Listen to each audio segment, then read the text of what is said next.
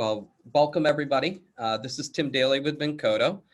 We appreciate everybody taking some time today to join us for this our webinar today. Knowing that this is Valentine's Day, we know that everybody's got plans on their docket and their schedule, so we're extremely thankful for everybody joining today.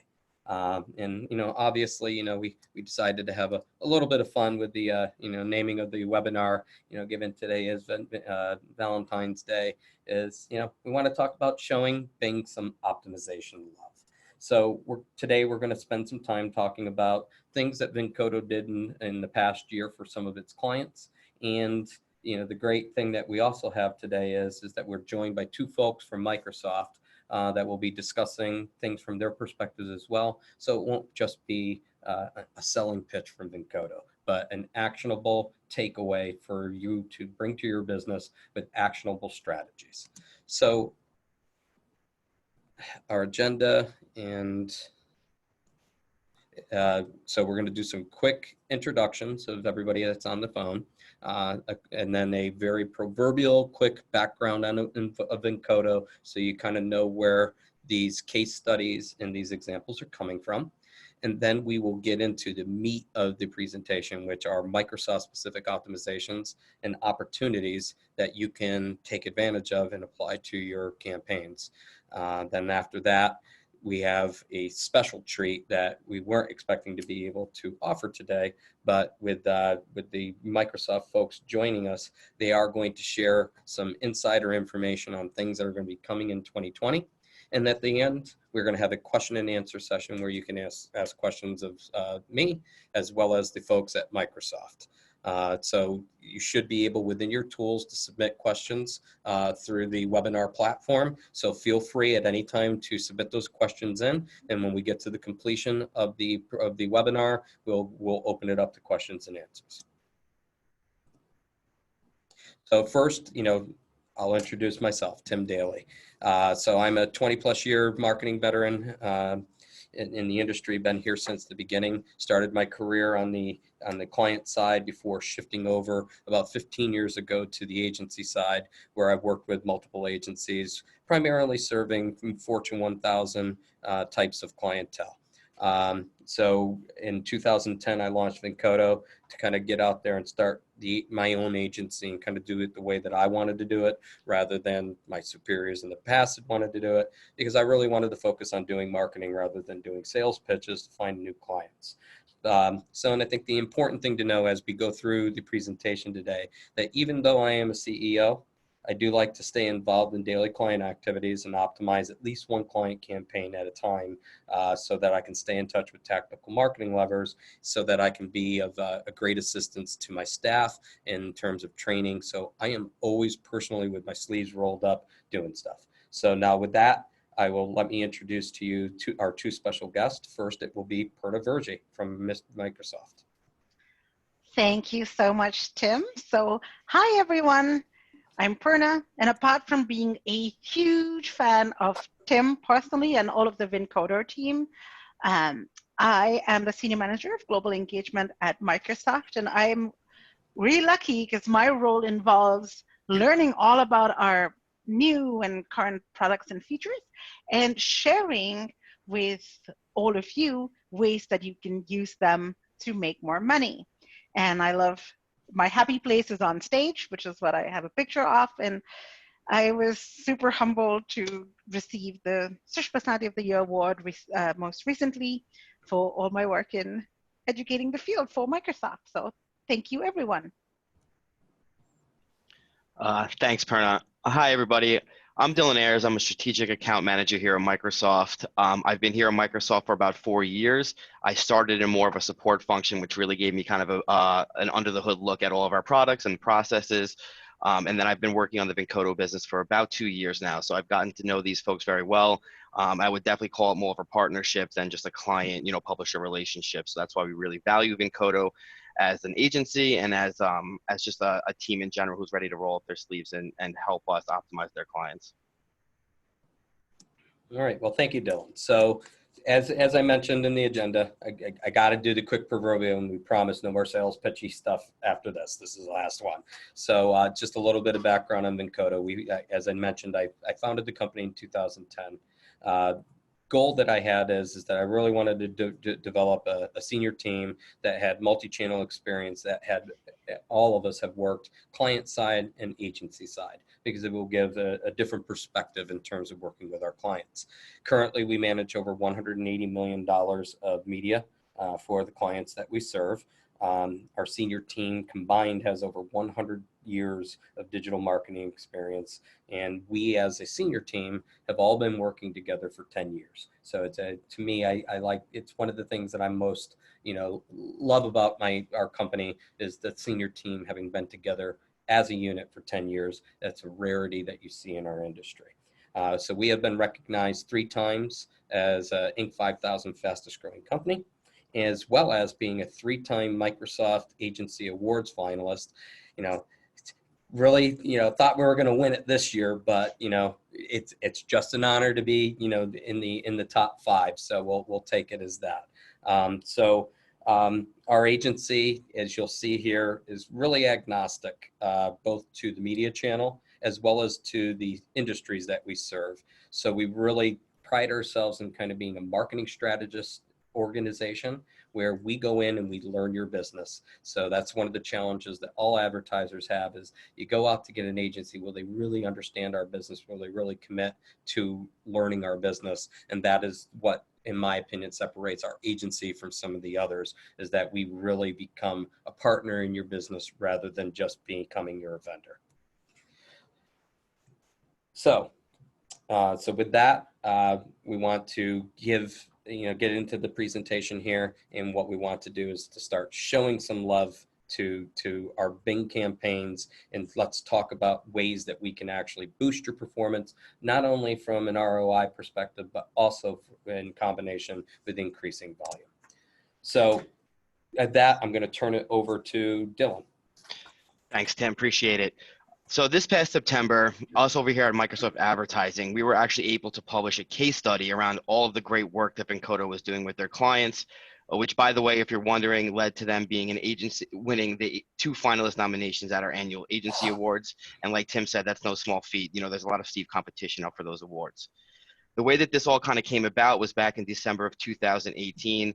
The Vincodo team had reached out to us expressing some concerns over some declining volume and the poor ROI they were seeing on, let's just call them the other engine. At this point, they were committed to maximizing any and all of the opportunities that they could leverage on Bing.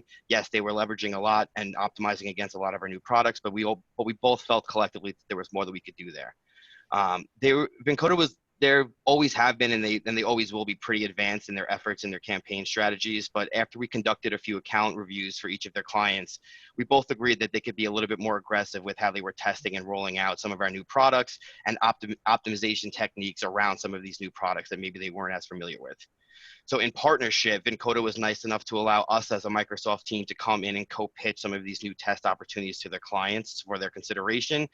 We really wanted to make sure we detailed the growth potential, for each client that they would likely see if they were able to devote the resources and the time to, to enable these ideas to really kind of come to fruition. So together, we went ahead and isolated the following areas of opportunity for the clients that we thought that, would have the biggest impact for them, and that were being lightly tested in some areas, but we hadn't rolled out kind of a standard best practice across the agency yet. Some of those opportunities included expansion of exact match keywords, launch of the Microsoft Audience ads on our audience network, implementation and optimization of remarketing and in-market audiences, layering on and then optimizing against demographic targeting, product feed enhancements, and turning on our syndicated partner network. So it sounds like a lot, and we definitely kind of had to chip away at each of these things, every day. But the results of their efforts were, simply off the charts. They achieved a year-over-year growth of 34% in spend for the clients that existed in their portfolio over both those 2 years. And this also led to Vincodo being one of the top agencies in our country in terms of year-over-year spend growth in 2019 on our platform. So it was beneficial for both us and the clients and the agency to kind of roll out some of these new strategies. one of the initial areas where we really had to push Vincodo was how expansive their exact match build out was on a Microsoft advertising platform, right? Although I do want to caveat that with Vincodo is not alone in this critique. It's one area that we do see advertisers are missing out on a whole. Yeah, so so for most of you guys that are out there, you might not know the significant differences between how Google does their algorithm from a match type and how Bing does. And that led to some of my hesitancy that Dylan had been pounding on the door. Please, Tim, let me do this. So let's talk about Google and how their matching system works. So basically, the advertiser bids on the same keyword in an exact phrase and broad match. Basically, you're going to compete against yourself if you don't structure your account setup correctly inside of Google. That's how the algorithm works. It's how it's built. So the winning bid will come from the bidded keyword that achieves the best ad rank and essentially generates the most revenue for Google while trying not to harm your ROI and your efforts. So basically, to get that reduction in the competition, there are some techniques that you have to apply inside of Google, of which, not a lot of advertisers are doing it, which is to structure in, exact match, phrase match, and broad match ad groups, and then be able to do negative matches to control the internal competition. So when you do those kinds of things, many of those things are unnecessary in the carryover into Bing because of the way that Bing's system works. And I'll turn it back to Dylan to talk about how the Bing system works. Yeah, thanks, Tim. So the Bing algorithm definitely treats match types a little differently than you're going to see across other publishers. One example of this is multiple match types are designed to not compete against one another. This is really prefaced in our exact match. So exact match is meant to be served over any other match type, and it trumps any phrase match keyword that you might be bidding on. And then it kind of goes down the ladder the same way. Phrase match will then go ahead and trump broad match when serving in the same account. Needless to say that it's still very important to make sure that you're implementing negatives for query volume that you don't want. However, exact match keywords are going to set precedent. So as a result of being more aggressive on your exact match in terms of the keywords that you have been built out, you can improve your relevancy on the Bing platform, your quality score on the Bing platform, which eventually will bring down your CPCs. This is going to lead to obviously more quality volume and clicks and an improved click-through rate.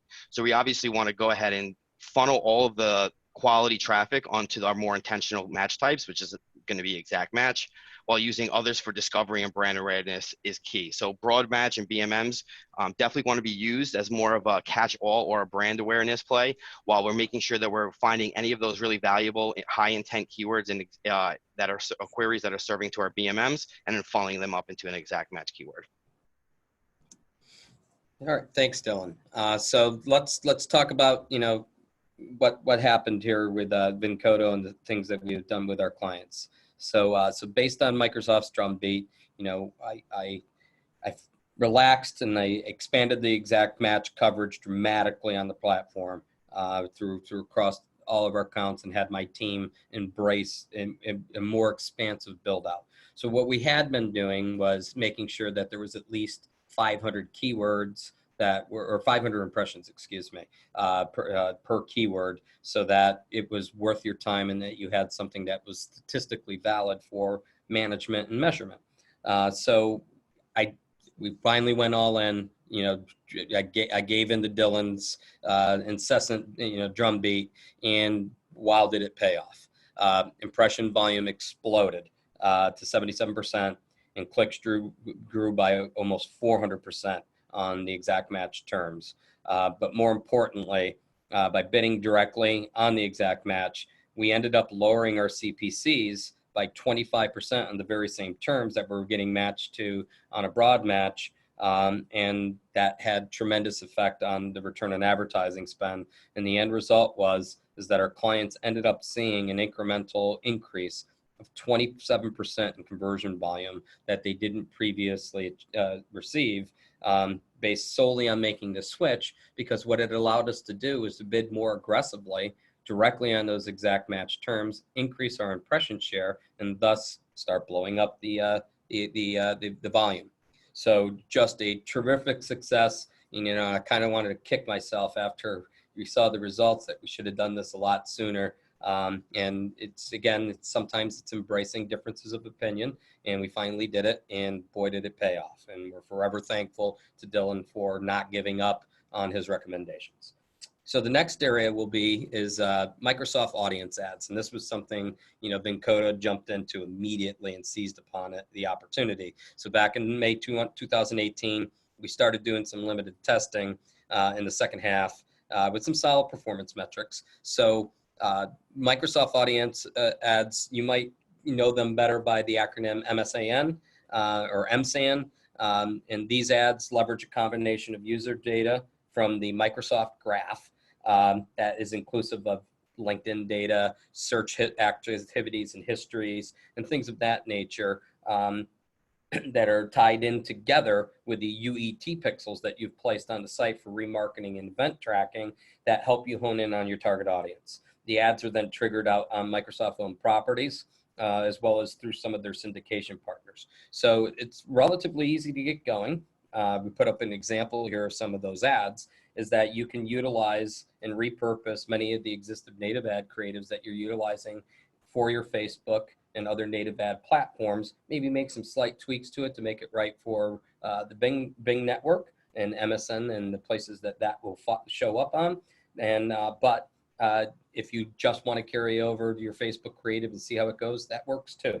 So in 2019, we really aggressively expanded this. So we dipped our toe, we had great numbers, but in 2019 we rolled it out everywhere. So the implementation of these campaigns alone led to a 6% incremental increase in media spend on the platform for our clients, and we were able to do it within ROI goal targets. But what turned out to probably be the most interesting tidbit of our efforts was the unexpected quality of the traffic, which was just unbelievably great.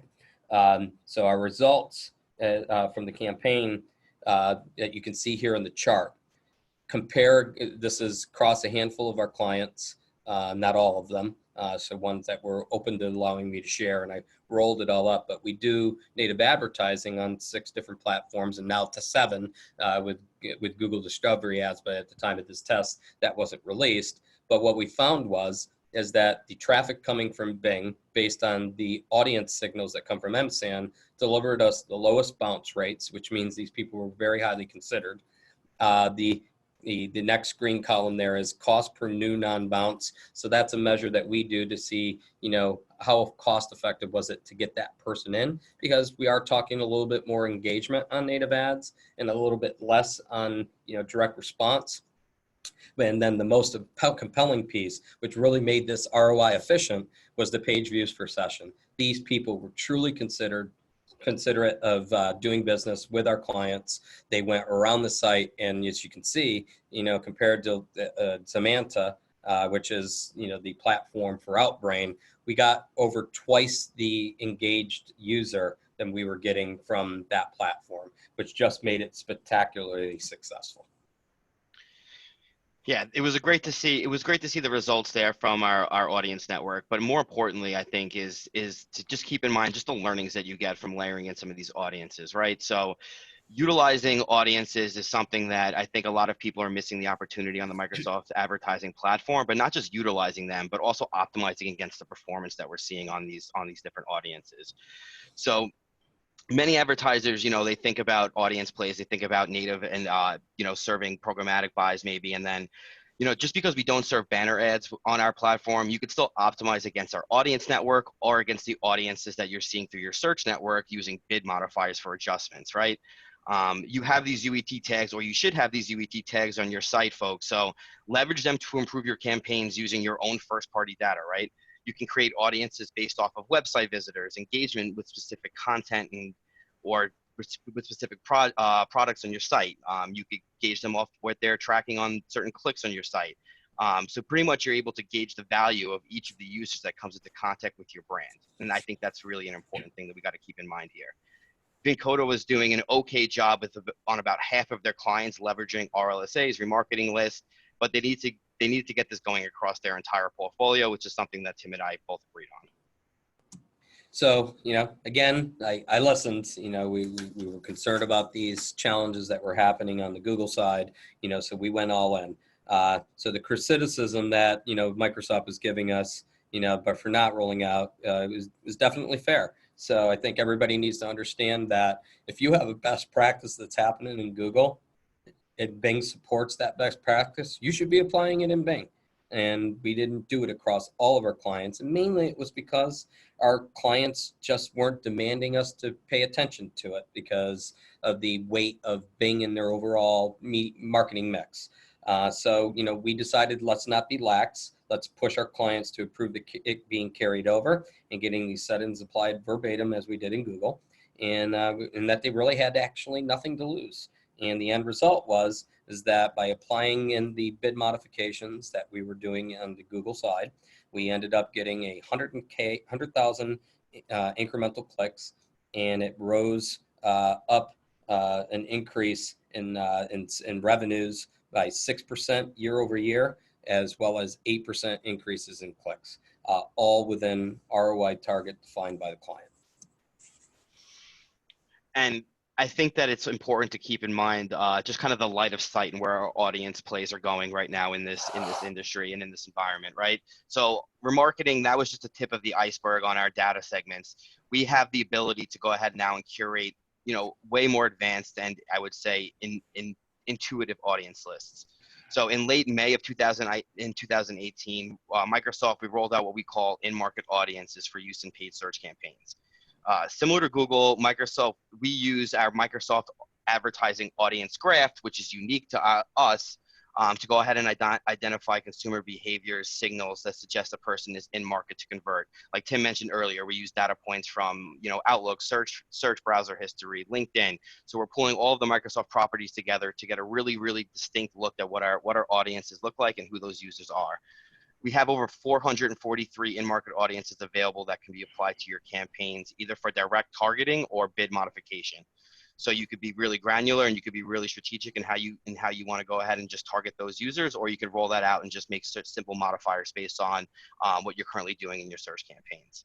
And again, Vincodo was about half of their clients were leveraging this. So we recommended that we go ahead and test this out across all of the clients and get everybody on the same train and kind of establish a best practice in terms of an optimization strategy for our new audiences that we were going to go ahead and start optimizing against. Yeah, like Dylan said, we began utilizing it back when it was in beta. But kind of where we became lax is that they kept adding more audiences, and we didn't go back in and look for it, and that was kind of our misstep. As Dylan noted, there's now 443, but when we first got going, it was like 20, and 3 of the audiences related to our clients. So, like with any new, functionality, we went out there, in 2019 at the beginning of the year and applied it on an observational basis. We collected data to determine what opportunities exist. Then we applied these new in-market audiences wherever they were available, and got our data findings. So our search ops team here at Vincodo then began an aggressive bid modification game plan about 30 days in, once enough data was collected, and started applying bid modifiers that we assessed helped generate an incremental lift of 7% in clicks in correlatively conversions. So our ROI targets were achieved for the clients. But one of the more interesting things that we did in applying this in market audiences for some of our clients, we did 2 or 3 of them where we just applied everything that was available. And let's just see how these other ones that didn't correlate directly perform, and see maybe you could find a diamond in the rough of something that indexes well that you could act upon. So again, nothing to lose because it's observational. So you can monitor it, see it, and then if something pops its head out that says this works really well, then you can act upon it. So the next one is strategy 4 is demographics. So just like Google, Microsoft advertising offers standard demographics such as age and gender. This is another often overlooked mirroring that you should carry over because it's a best practice on Google. So demographic data validity has continued to improve over the last couple of years. You went back 3-4 years ago, the stuff that Google was offering initially was pretty pretty poor, and they have just really massively improved it. And the Microsoft team has followed right on those coattails. The data is truly reliable, and if anybody is telling you it's not, they're just plain wrong. Vincodo, we aggressively carried out the age and gender across all the clients, so that was all there. But what we had missed out on were some of these newly released demographics that are only available on Bing campaigns, such as company, industry, and the job function that we detail here in the bullets. So at a minimum, the rationale was we should apply them in as observational because there was, again, nothing to lose. So, what you're going to find if you do apply these things is that they're going to have varying impacts based on your industry vertical. So not everything's going to work great, but if you can get anything out of these and you can leverage them, you should be doing so.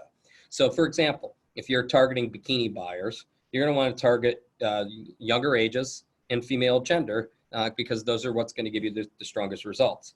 But if you're selling a mass merchandise product or a service that generally reaches any and all demographics, you might not find that these tools are as valuable.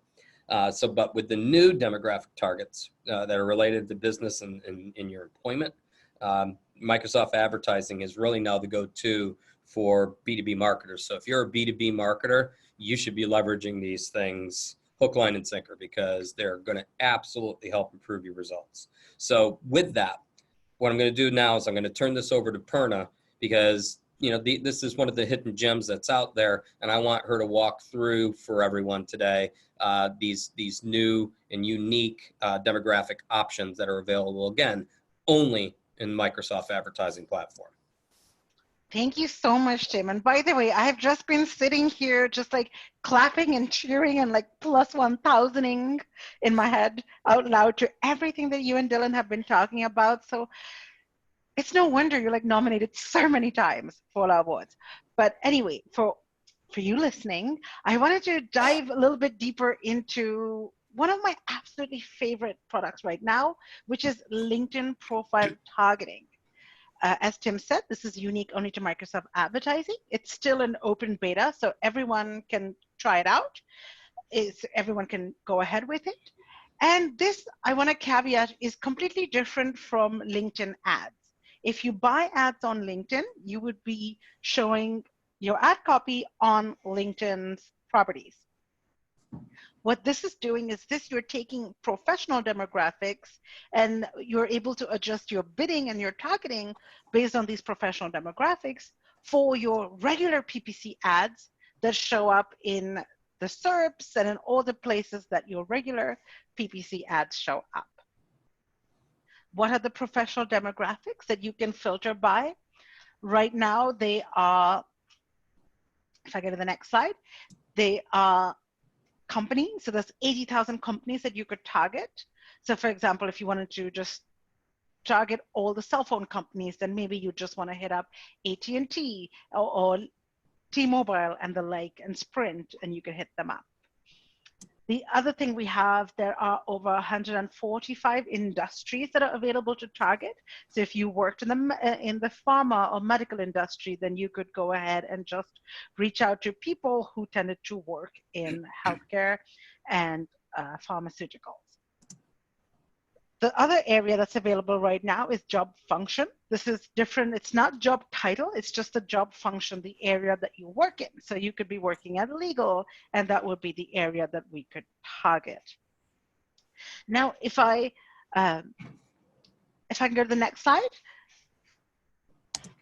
This works really great for text ads, for your dynamic search ads. Even you can layer these on for shopping ads.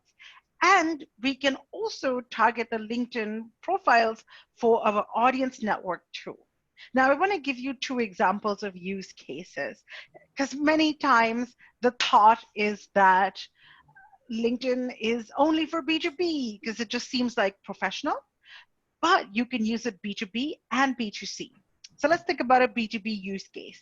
If I'm a company that sold team building activities and like workshops for corporates, then of course I may want to make sure I'm targeting a large company like Microsoft and bid up for that, because that would be a good client to get for me for my team building activities. But let's think of a use case for B2C as well. What if you're a clothing retailer and you want to promote your suits, like you have custom made suits? Then let's think about what are the job functions where people tend to dress more formally. People who work in the legal field, in HR and recruiting, for example. These fields tend to be more formal.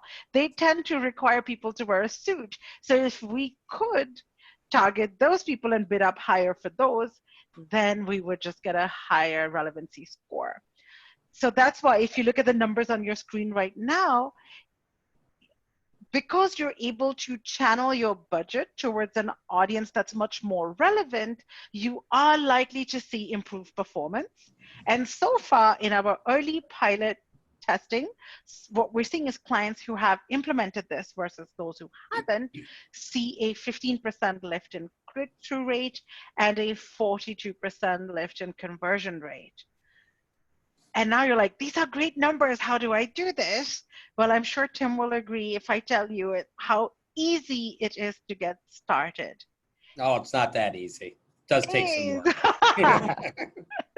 I knew you'd say that. But if you are already familiar with the UI and you know where the age and gender targeting is, well, you already know where to find your professional demographics because they are right there. So you would just select your company and then you could go ahead and just adjust your bid. So for the search network, they are bid only, not target and bid. But if you went out to our native offering, which is our audience ads, for that you could target only people who worked at certain companies, for example. And remember, you could also, it's not just for bidding up, you could also bid down, like don't let your competitors look at your ads that often. You can bid down on them if you so wanted. So hopefully this gives you some more advice, and I'm sure Tim's gonna come up with some phenomenal case study. So we'll have to repeat a webinar then when we hear about Tim's success. So Yep, back to you. We'll be right there with you, Purna, so long as Microsoft is paying all the marketing costs for the webinar attendees. So the next thing we're going to jump into is the product feed. So this one is really specific for the e-commerce folks here today. So as you can see, there's a treasure troves of a lot of data that Purna just went through that you can really leverage everywhere, and including on your product feeds or your shopping campaigns, excuse me. But you can't let the product feed go unaddressed, because you can do all those great things on the front end, but if your product feed is not up to snuff, then basically it can backfire in your face. So while you can duplicate your Google product feed relatively simply with the new tools that the Microsoft advertising platform is offered to import from your Google setup, you do really need to consider making some minor adjustments to customize for Bing product listings so that you can make it be more fruitful. So what are some of those customizations? First, you kind of want to be focused on making sure you're utilizing the Bing product category taxonomy and not Google's. While they translate a good portion of it over, it is important to make sure that you double check all of those things, because the mapping is not always perfect, and you want to make sure that your stuff applies appropriately into their taxonomy that is slightly differentiated. You want to make sure you make use of all 150 characters in the product title. So in comparison to the Google solution, the product title is a lot more influential on Microsoft advertising. So you need to put a little bit more effort on this to get your result on Bing to be stronger. And don't forget to make sure that you avoid duplicate titles, because this will get you dinged. It's a little bit less of a ding in Google than it is on the Bing side. And lastly, make sure you leverage all of your attributes, such as color and size, to make sure that you're showing up for all the variations that somebody may be thinking about for the product offerings that you have. So utilization, the new product match reporting and UI is extremely important now. It allows you to view and identify optimization opportunities that will help you gain more visibility in the search results. And then finally, assess your bidding strategy and make sure that you are in line with the benchmark bid recommendations. So the system does tell you kind of what you need to do in terms of your bid to be able to show up. Follow its guidance. collect your data, and then make your adjustments thereafter. Don't go in too soft with your bids. Make sure you're aggressive enough. You can always peel them back if the results aren't there. So, the last things, that we would tell you is don't forget, things beyond the feed. Even though I kind of diminished it a little bit, it's still important and it's still critical. Some of the things that you want to think about in terms of getting the best results is make sure you granularize your product groups with good relevancy. Make sure that you are doing expansive negative matching. Because you can't bid directly on a keyword, the success of your PLA campaigns will be the result of your negative matching strategies. And I can't tell you how many times we go in and we look at a new potential client and we audit the work and just see a complete lack of negatives. It is critical that you have negatives. Another thing to do is make sure that you're separating out best sellers into separate campaigns or ad groups so that you can maximize volume and bid a little bit more directly on them. And then if you are an e-commerce site that has maybe like 100 products, consider building out 100 ad groups to 100 product groups to 100 SKUs. And therefore, then you would have a one-to-one experience that every ad group goes to a SKU. And then you start getting more rich search term query information about which queries are triggering which SKUs. That's, both important for Google as well as for Bing. And then the last pieces are make sure that if you're interested, you could do some use of the prioritization functionality where you can create secondary priority campaigns that are mirrored replications of your primary. And you can use this to basically shove traffic down for branded keywords, because you can then therefore bid at a lower price, make them more ROI efficient rather than utilizing a fully blended in CPC. And then you could also consider the same for competitor conquesting, where you could boost your CPCs in order to show up more frequently when trademarks might be shown on your competitor searches, and you can get your product shown to your competitors' potential customers as well as their existing customers.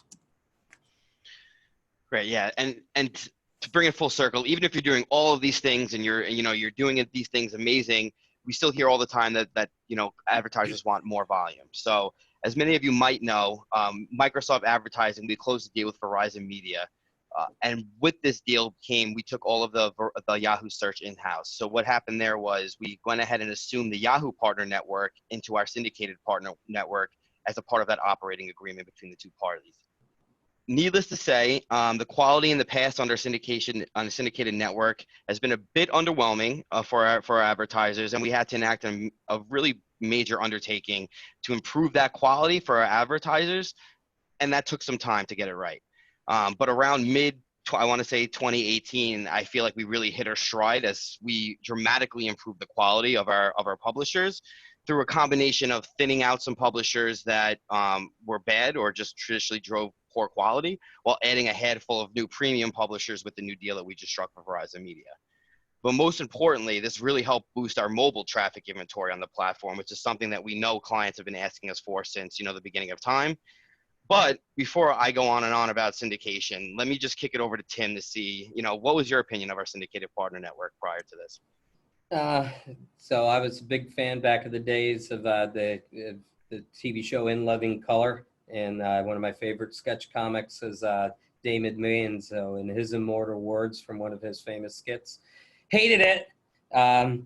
For years, I personally attended the Bing product advisory groups that used to be held over your longstanding senior executive, Paul Adaka, who recently left the company. But, I would sit in those sessions and, he would bring up the syndication network. I would raise my hand and I would just see a complete, release of breath from Paul, and he would say, "Tim, let us know how you feel." And I would extend my thoughts. And, in 2019, what I can say is I finally have become a believer. And instead of saying I hated it, I now love it. So at the time, at the beginning of 2019, we only had 3 of our clients that were utilizing the syndicated network. And when we did so, it was typically on clients that had CPCs below $1. So we opened up the spigot across clients, and were surprised by the results. It was an immediate winner across the board for all of our e-commerce clients because of that credit card requirement stipulation that comes with e-commerce. It ensures the quality and guarantees it. And then secondarily, our lead generation clients, they had exceptionally good results. We basically changed our position on things about $1 CPCs, and now it's up to $5. So there's still some, opportunities for improvement on the syndication network. And, just like it is with Google search partners, you get some bad characters in there. And I think one of the great things that the folks at Microsoft are doing that Dylan didn't hit on when he was talking about some of the advancements is the smart bidding and smart pricing that they're doing with the publishers. So they're looking across the board at how the publishers perform across all advertisers. And if they see consistent poor performance, they start charging you significantly less for the CPCs in order to make it work for you, because they can't just sell inventory that doesn't work. And that is a great first step. So currently right now, every one of the clients we manage is using the syndication network. And what we can say is this is one of the biggest success stories we've had, even with our lead generation clients. For one of them, they were heavily reliant on mobile. And this is really where you, as Dylan mentioned, where you can get the mobile traffic. The syndication network became 15% of all of the media spend that they were spending through for their campaigns on the Microsoft advertising platform. So an unmitigated success, and I was turned into a believer. So next, that's going to conclude the 6-point strategy piece, which was the meat of our presentation. But as I alluded to earlier, we've been given this amazing opportunity and the luxury of having who I consider to be one of the most vivacious, the smartest people over at Microsoft Advertising, and that's Purna. So I asked her, given that she agreed to join, to give everybody this special treat, to give you some insider details of some of the things that are going to come in 2020 that can help push your campaigns even into higher gear on top of the 6 ideas and strategies that we just provided. So Purna, the floor is yours. Oh, thank you, Tim. Like, firstly, you're so kind and you give me way too much credit, and I'm all blushing over here now. Yeah, because I don't like anybody and I like you. Well, I love you all, and this is so nice. Like, love is all around us this Valentine's Day. What I want to do is walk you through just a behind the scenes look at not only what we're developing, but how we approach our roadmap. So when we're thinking of what new products and features or how to innovate, we always tend to go back to 3 core pillars. 1, are we helping you to reach the right audience? Are we helping you to put the right message in front of that audience? And are we empowering you with the right technology just to make your life easier and help you achieve even more? So think about automation as one insight right there. So if I had to break it down and give you an example of something that fell under each of these buckets, the first one I would talk about, if on the next slide, is about how we're expanding in market. So can we go to the next slide, please? Thank you. Perfect. So as you know, people within the US, we've had in market for a little while now. It's just, we have just expanded it even beyond the US. Canada, UK, and Australia was all released as of January of this year. So if you're working in the US and you have some cross-border campaigns in Canada, make sure you're taking advantage of this. Something else that we had to continuously work on improving the ability to bid and target is we've also set it up so that your ad group can be just exclusive to an audience in a curated list. But we also make it easier for you to sort of adjust your bids and tie it back to, again, other remarketing, etc. The next thing that we've done, if I go on to the next slide, is I want to talk a little bit about our responsive search ads. Again, this has been a global release all over the world as of last month. So if you've been asking that, when am I going to be able to do RSAs on Microsoft Advertising? Well, you can right now. What it allows you to do is you can supply up to 15 different ad titles and 4 ad descriptions. And then our backend system will automatically choose the right variation that will best match what the user is searching for. And again, we try to make sure it is as flexible, and you can always reduce some of the time that you spend in A/B testing, normally by just letting sort of the system and the backend go and do this work for you. Next, something that we're trying to work on that, now this one is really something I'm personally very excited about, which is all over automated bidding options. We see this doing extremely well across, most of the clients I talk to. Now, this is by no means a statistically significant sample, but most of the people I've talked to have seen really great wins by using this. You already know the advantages. It helps you save time. A computer and the AI can really pass through far more data than any human could do very quickly. So if we think about making the most use of our budget to get a better return on ad spend, as well as a good return on time spent, then we'll know that some of our automated bidding really can work wonders for you. So if you haven't tested it out, really do test out target CPA. Also use maximize conversions for search as well. It is very, very powerful. I figured the next slide, please, Tim. Again, something that has also come up is recommendations for RSA. So we will sort of help give you ideas for which RSAs to add to which ad groups. And that will, of course, be based on the headlines and descriptions within existing active ads. So that's something, again, to help make your life easier. We are deprecating the accelerated budget strategy. So it's already been deprecated for search, for dynamic search ads, and for shopping campaigns. So since November of last year, all of the campaigns have been serving as standard. So just if you've noticed any change in the last couple of months, this is why. And then something else that you may have noticed, but aren't sure why, since November, we've seen a big improvement to our age and gender report improvements.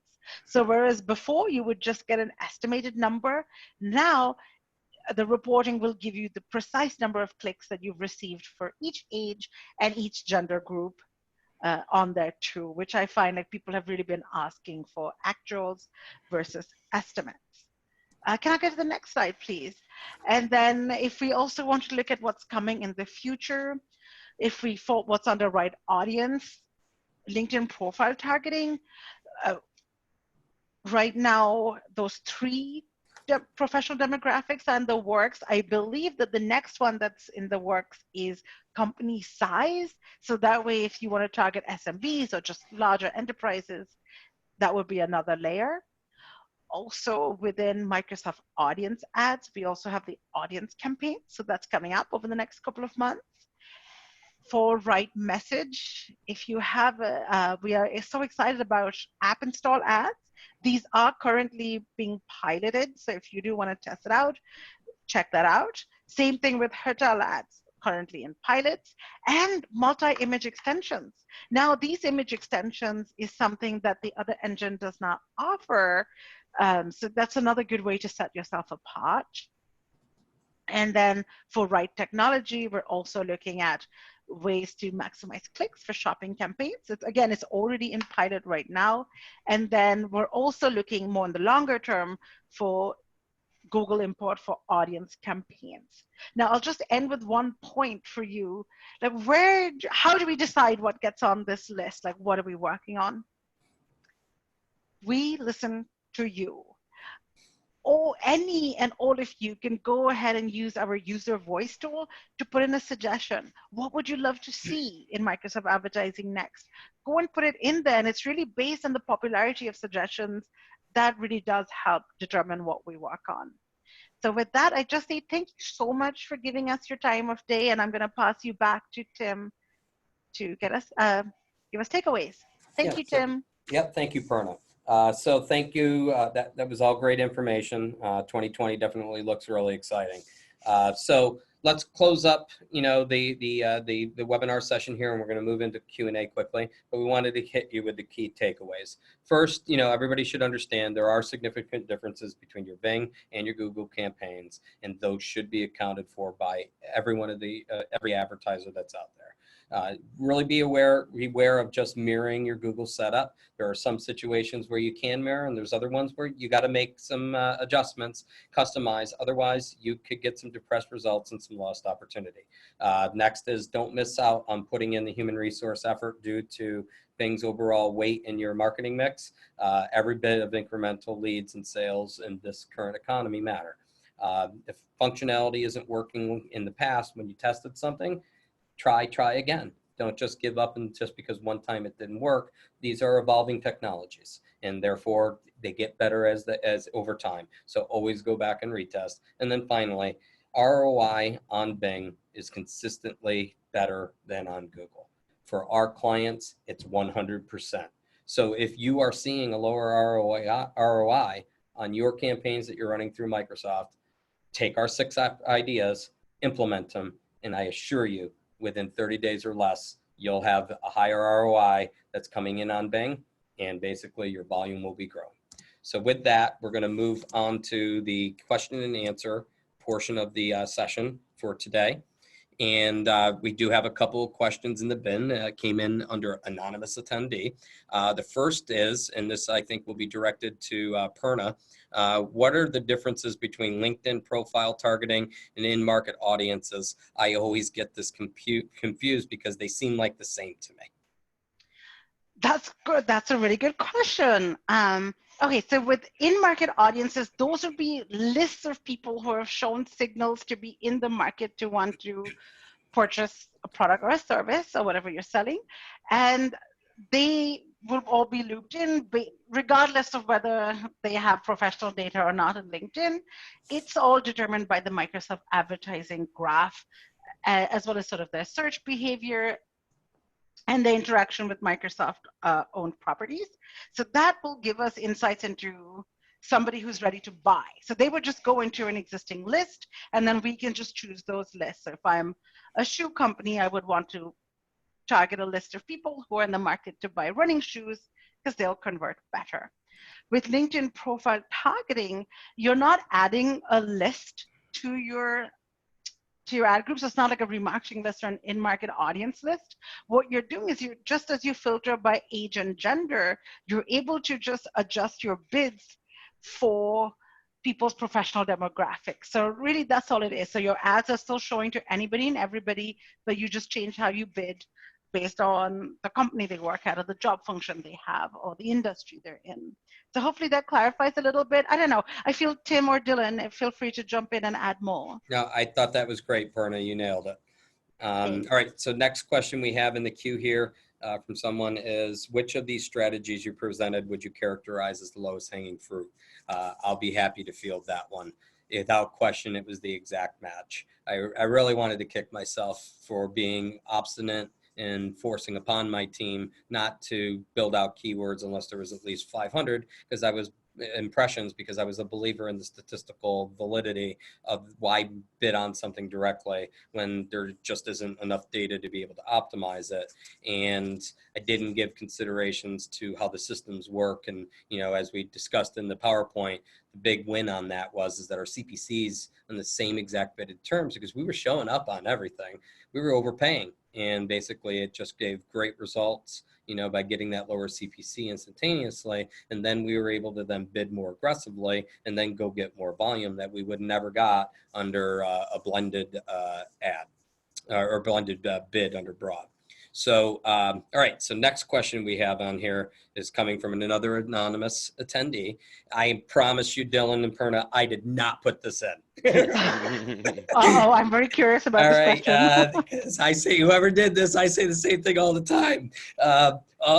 Where can you create Bing display ads in the actual interface? Is it image extensions? I don't get it. There doesn't seem to be an equivalent section to create them like you can in Google Ads. Again, I promise I didn't put this in. It came in. Dylan, I'll let you take that. Yeah, Right? I think I can take this one. All right, so thanks for the question. It is a good question. Like Tim said, it's something that we see a pretty decent amount. So it's to give you the answer here, you're right. So it could be so the way that we serve our audience ads, there's two ways. You could either serve it through our search workflow, which means you're going to be using your keywords that are already in the campaign to now serve these ads. If that's the way that you're going, what you need to do is you need to make sure that there's an audience ads modifier number on the campaign level. So each campaign has an audience ads modifier. If you place that to negative 900, we will not serve ads through your search campaigns, meaning targeted with keywords. So then you don't have to worry about image extensions. If you want to go ahead now and serve these native ads on our audience network through the search workflow, you need to make sure that that audience ads modifier is placed to 0, or you could obviously inch it up higher if you want to bid more aggressively than the bid that's placed on your keyword. Now, if that's the route you want to go, then yes, you need to add images into the image extensions so that you make sure that you have that full control over the image that's being showed with your brand. If you want to go ahead and build out MSAN campaigns to only serve on the audience network and to be targeted through audiences, meaning LinkedIn, remarketing, similar audiences, things like that. You would have to go ahead when you create a brand new campaign. When you go to select create campaign, you're going to be given an option as to what you want to target. And there's going to be an option there that says audience ads. So once you click that option, then you're going to be prompted to go through the workflow of setting up an audience campaign, adding your images and all of that. So the question is, there's both places, yes, but when you create a new campaign, go ahead and select audience ads and you should be good to go. All right. So the next question comes, well, wait, hold up. The person who asked that question did have a response to you, Dylan. They're struggling to find where that option exists. Which option? The create audience ads? I believe that would be that.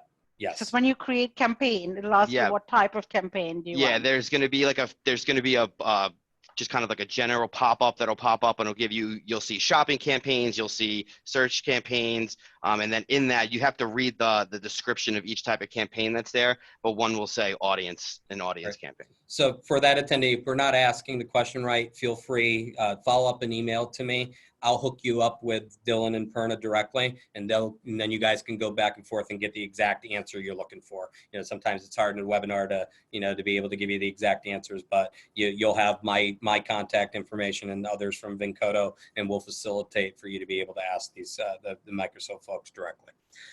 So the next question that came in from Stephen. He would like to place B2B group tour ads for companies to come visit the casino that he's marketing. Am I correct that we could show this on MSAN and it would also be on LinkedIn, and we could leverage demographic company targeting?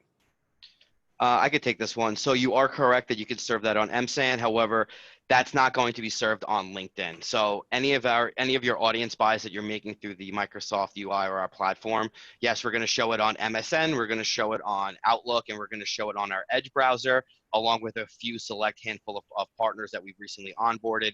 However, we use LinkedIn data to curate lists and to build audiences, but we do not show these ads on LinkedIn themselves. Yeah. So, and then to add to that, Stephen, I think, one of the great opportunities that you'll have with the MSAN data is you can find people that might be doing searches and have shown interest in casino entertainment, not just the casino, but also potentially going to live events that you may have going on at your casino. So since so many casinos have kind of evolved into being like this entertainment megaplex, so you would be able to do that. But the other thing that you would be able to do is if you want to find people that have the ability to be a quote unquote high roller for your casino, you obviously want to be able to go out and find people that might have a bigger wallet. And what the LinkedIn data will be able to let you do is that you can get towards those individuals that are those white collared individuals that are going to have bigger wallets, bigger paychecks, and therefore more disposable income to come into your casinos to gamble, but also go to your restaurants, enjoy your nightclubs, as well as potentially going to concerts if you may be holding them. So I got one last question here, and that came in here again, anonymous. So the question is, our company has had some challenges with making responsive search ads work effectively on Google. Do you have any recommended best strategies that would help to improve results if I carry them over to Bing? I guess I can kind of take that one. I would say that there's no, I haven't seen any recommended like strict best practices yet. I think it's just, you know, it entails just making sure that you're keeping an eye on, you know, the click-through rates and what's working. We do offer some different types of reporting now that would help kind of lead you to more quickly understand what are your best call to action ads and what is driving the best engagement with your users. However, between Google and Bing, I don't think that there's any, you know, significant best practice, you know, one opposed to the other. Yep, I would agree with Dylan, and I would just say, like, again, as long as your ad groups are like very tightly themed, and you know the intent is much more clear in the ad groups, then you'll have a better chance of success with these ads with your RSAs as well, because then you can really tie all the different test elements of the ad back to different ways that people could address that single intent. Yeah, and I could also add too, if RSAs are something that are giving you a hard time on Bing after testing for a bit, we do also offer ad customizers as well, which is another way that you can customize your ad based off of whatever you want to target, whether it be, you know, you can customize the ads for certain audiences, for certain ad groups, or for certain keywords. So that is also another option to get really rich, engaging ads. And we have an ad customizer that the other engine does not, which is what Dylan mentioned, the ad customizers for audience lists.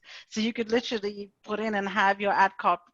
You can associate customizers to different audience list numbers. So let's say if I had to go for somebody, if I'm a travel company and I want to give people who bought a flight, I want to give them a discount on a hotel room, then with my remarketing list for people who've already bought a flight, I can have an ad customizer show a customized ad with a discount for a hotel room. So that's super cool. On the other engine, I believe you have to use the if function to make that happen. So just another good tip to check out our ad customizers. All right, so we're 2 minutes over, but one good question just came in, and last question, and I'll take this one. If you had to prioritize on the 6 strategies presented today, what do you feel are the 1 or 2 more influential strategies? What I would say that it really depends on your vertical.